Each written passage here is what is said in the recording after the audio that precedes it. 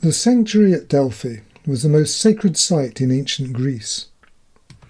It's located on the slopes of Mount Parnassus, overlooking the Pleistos River valley.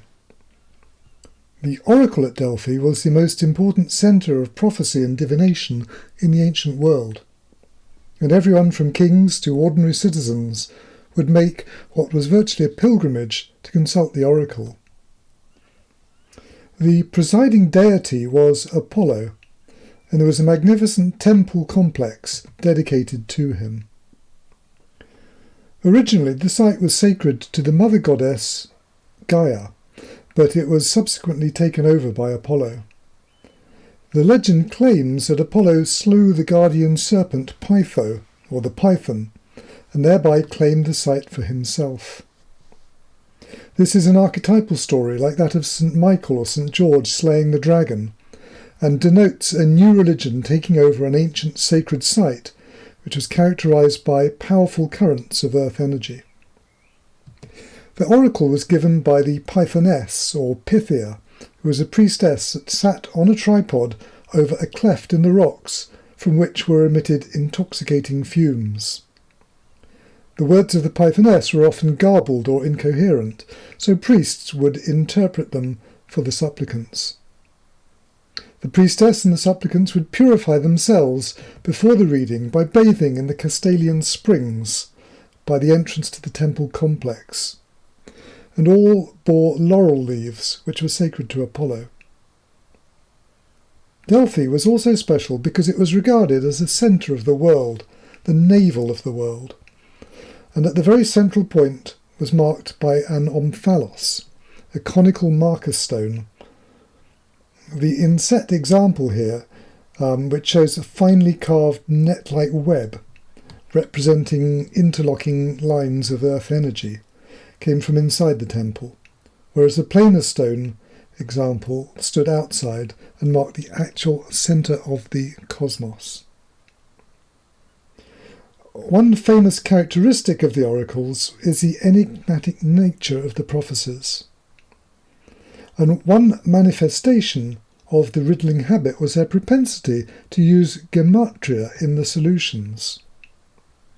For example, Kieran Barry writes, Isopsephy, or gematria, it's a Greek word for gematria, was in common use as a technique in the creation and interpretation of oracles.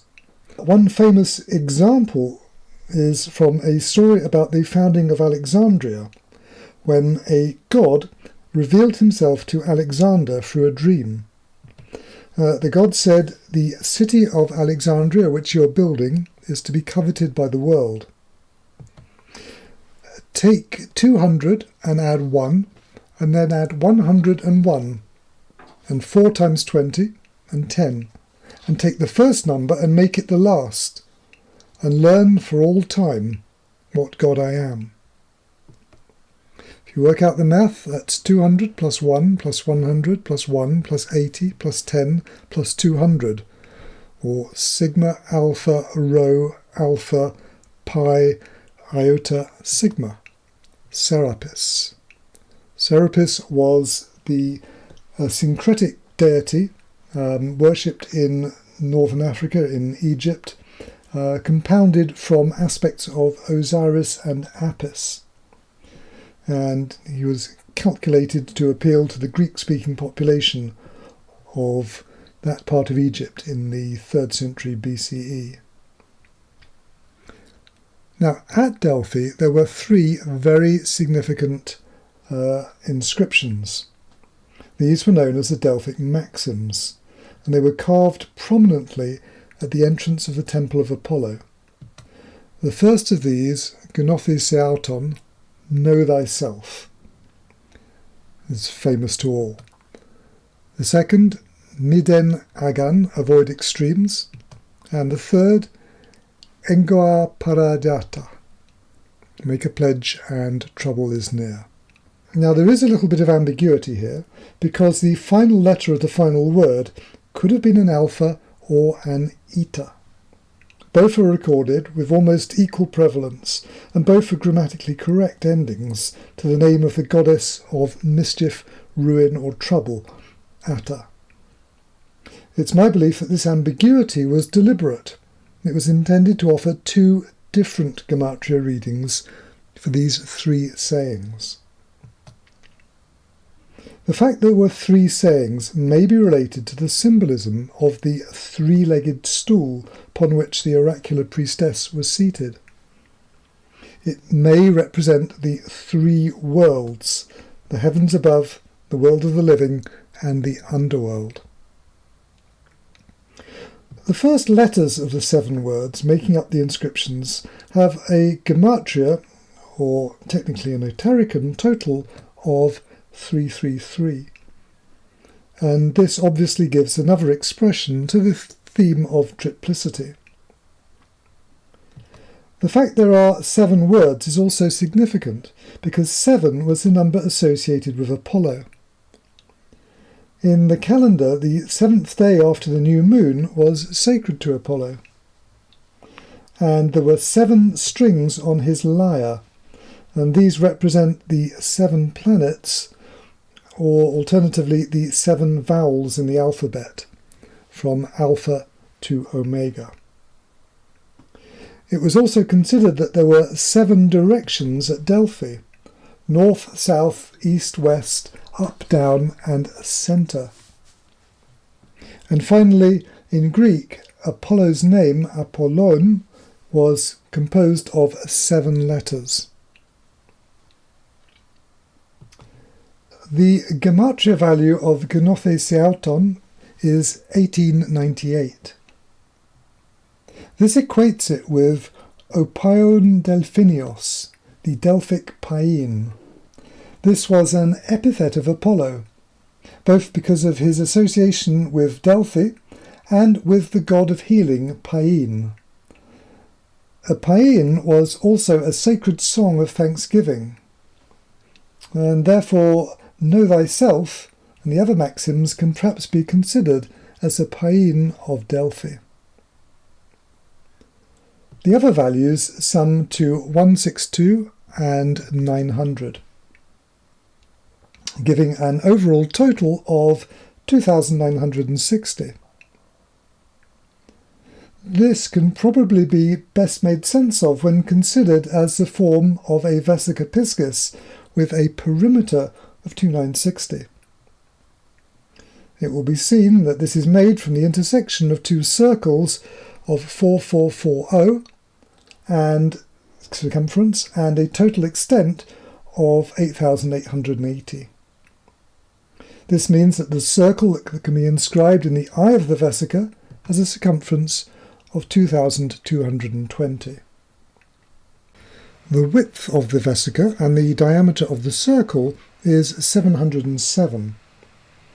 While this is indicative of the square root of 2, divided by 2, it more importantly gives the gematria value of O Logos Aletheas, the word of truth.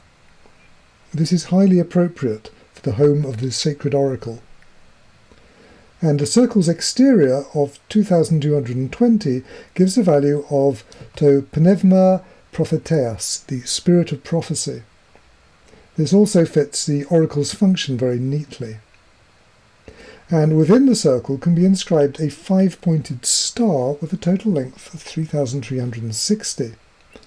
At this value we get O omphalos staus Delphos, the omphalos at Delphi. This is the eye in the centre of the world.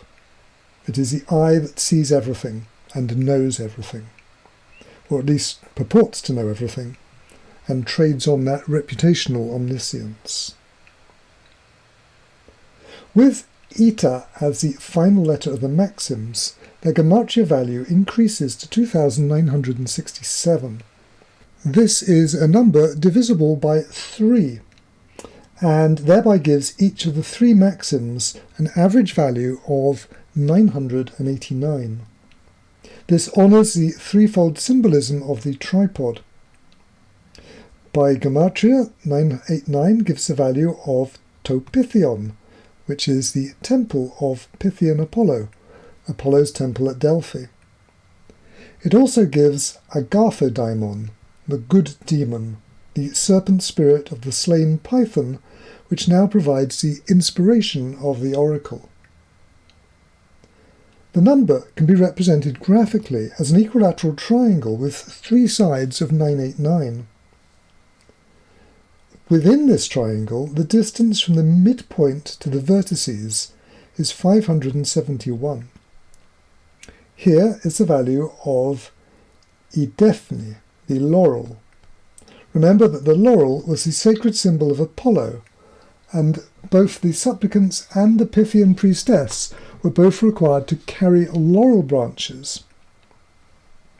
Put together, the 3 measurements of 571 make a total of 1713.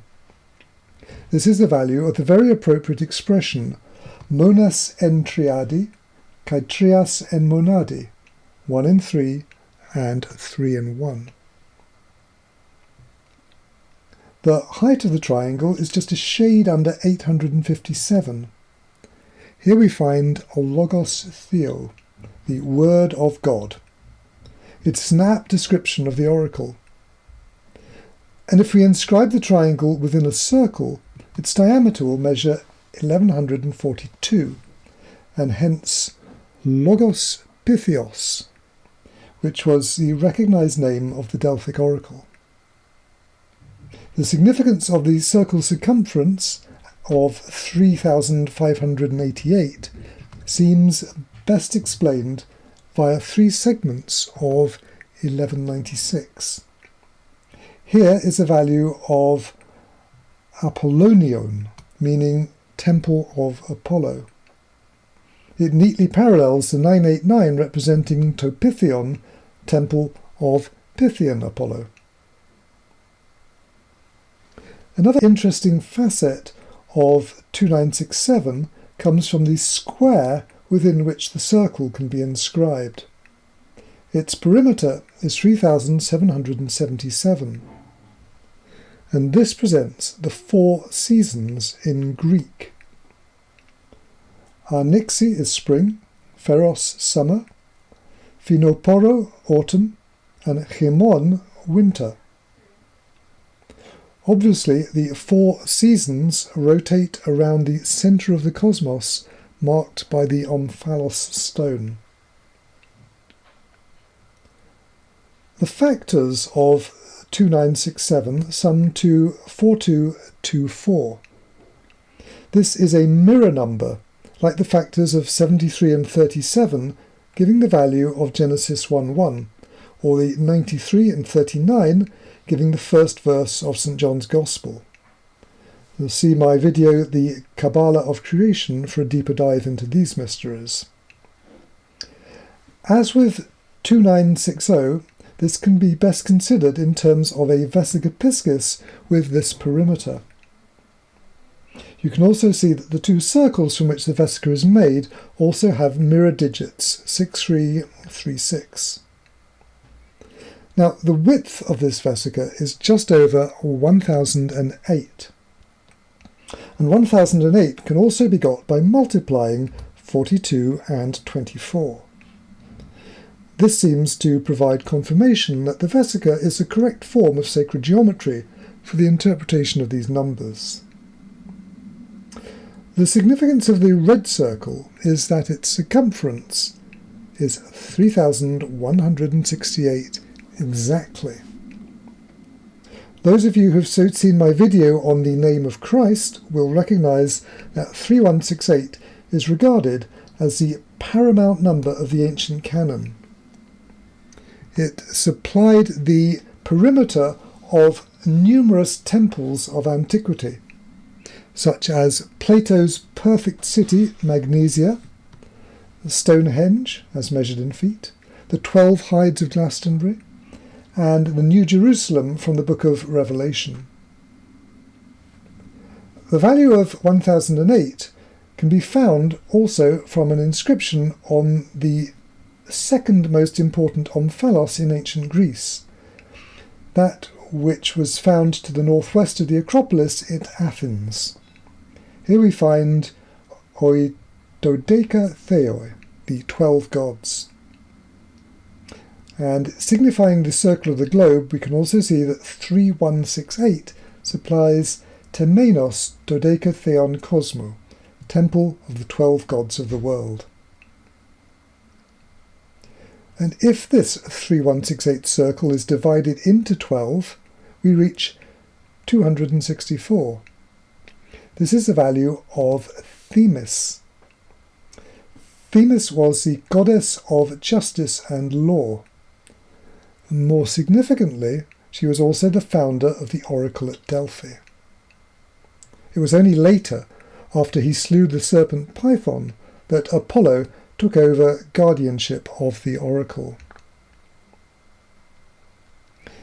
Those who have seen my previous video will know that the cosmic significance of 3168 stems from the fact that the circle of the world, or cosmos, can be inscribed within a square measuring 31680 miles in perimeter, the diameter of the Earth being 7,920 miles.